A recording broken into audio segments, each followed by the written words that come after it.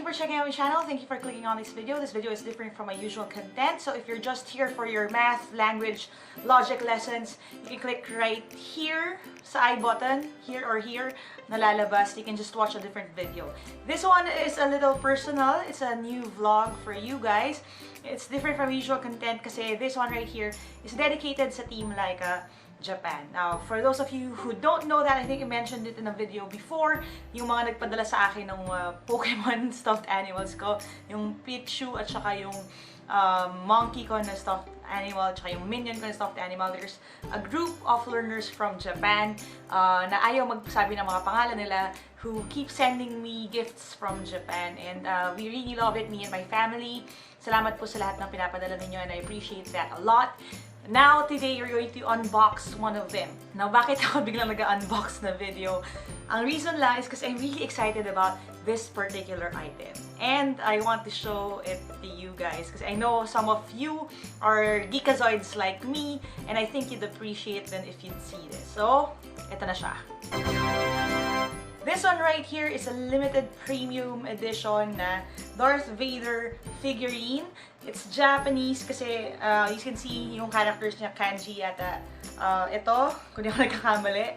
It's an exclusive kasi I think itong klase na ito ng figure ay yung tipo na napapanalunan sa crane games sa Japan. So most of the prizes that they really send to me ay galing sa mga crane games, and I appreciate that a lot kasi mahilig talaga ako sa arcade at sa arcade games. And one thing na excited ako about possibly going to Japan soon to visit my sister is really visiting yung arcade games nila. So nakikita ko to minsan sa mga YouTube videos din ng mga tao na nagbagawa ng videos like Kawaii Arcade Masters, Crane Couple, some of the people na nag-upload ng mga YouTube videos nila of them playing games. And I never really imagined that I'm going to have one of these sa sarili kong kamay. So, it's a Star Wars figurine, si Darth Vader na nakatayo. And hindi ko talaga alam kung ano yung laman. First time ko siyang makikita, so I just want to show it to you. Alright? Tatanggalin muna natin yung pinaka-tape sa taas. Now, merong mga onting mga scratches ng konti dito sa box. Pero that's okay. Ako kasi yung tipo ng collector na mas gusto kong makita yung item kaysa itago siya ng nakakahon lang. I understand why some people do that, especially pagdating sa value, kasi mas mataas ang value kung mint condition at hindi nabuksan yung box. Pero sa akin personally, bakit ka pa magkakaroon ng laruan kung hindi mo naman gagamitin? Sabi nga ni Michael V. ni Bitoy, kasi nagpa-vlog na rin siya ngayon, when it comes to sneakers naman sa kanya, bakit hindi mo isusuot yung sneakers na pinag-ipunan mo? Kaya mo nga binili yun kasi sapatos yun.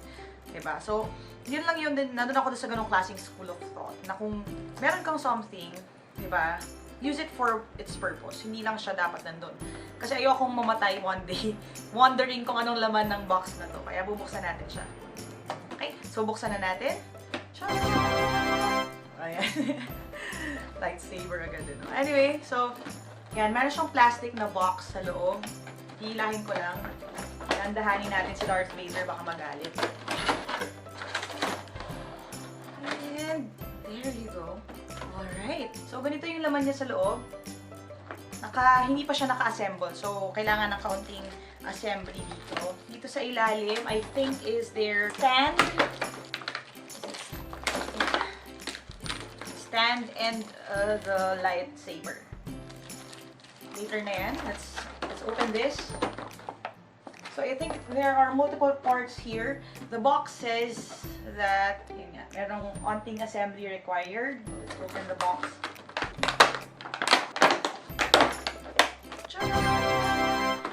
Ay! Nahulog yung kapa ni Darth Vader. Okay, so sa box, the box has multiple parts. We have his body right here, holding the lightsaber. Tapos yung kanyang cape na textured siya, molded, plastic. Hard plastic siya eh. So you have to be careful with this kasi ito yung klase ng plastic na pag nalaglag siya nababasag. Ay! Ito yung other part ng kanyang cape. And then you have here yung kanyang body and yung kanyang head. So we have to assemble it. This is the body. And so you can see may texture siya. This is the head. Ayan. May detail talaga siya, tsaka well painted. There's a notch right there for you to connect yung head. Click natin in place. Okay. There you go.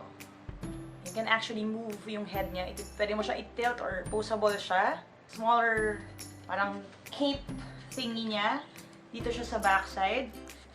You're going to have to attach it sa back. So there's a... Yan, you're going to connect this here. You just have to push it really hard so it'll fit perfectly. And you'll push it really hard dito sa part na to para mag-connect siya perfectly, parang palda. And this bigger cape goes here sa top. And may knobs dito.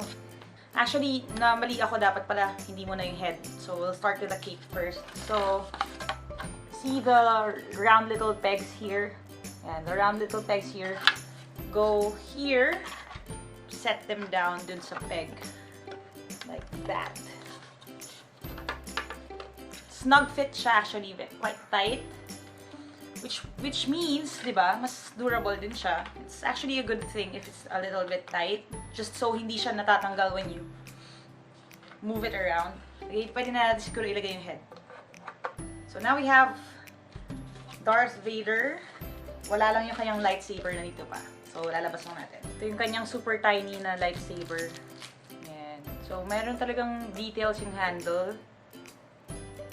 And red siya. Hindi naman siya umiilaw, pero it has that effect kasi medyo translucent na konti yung kanyang pinaka-blade. Bibigay lang natin siya. There you go. So, now he has his lightsaber na red. Bigay natin siya sa kanyang stand. Yeah. So, the stand itself says Star Wars right here sa bottom. Medyo faint lang siya. Parang may onti lang na discoloration para lang makita mo yung letters. And here, we have Darth Vader. And so, aaura siya, which is something na hindi ko ginagawa, pero papagawa natin kay Darth Vader dahil classic, epic, at sobrang ganda niya.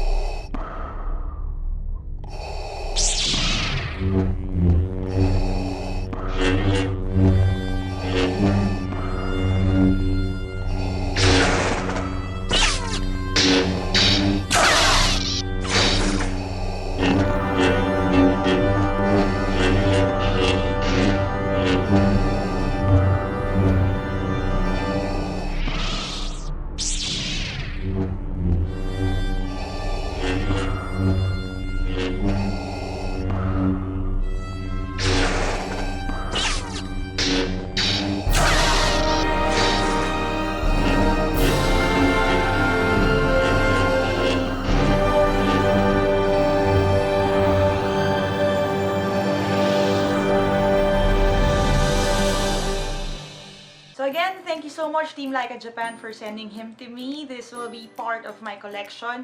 Hopefully, pag na-renovate yung room ko, talaga meron akong dedicated na place for them. I think meron pa yata daw na ibang action figure. So, hindi ko sure kung ano yon kasi hindi ko pa nakukuha sa post office. Pero, this one right here will be sobrang key part of the collection. So, thank you so much po sa pagpapadala nito sa akin. And for those who are asking pala, this shirt that I'm wearing, trying hard. Kasi diba, like I always tell you guys, it's always a good thing to try hard. This is actually one of our official shirts na makukuha nyo sa merch shop natin sa Funder.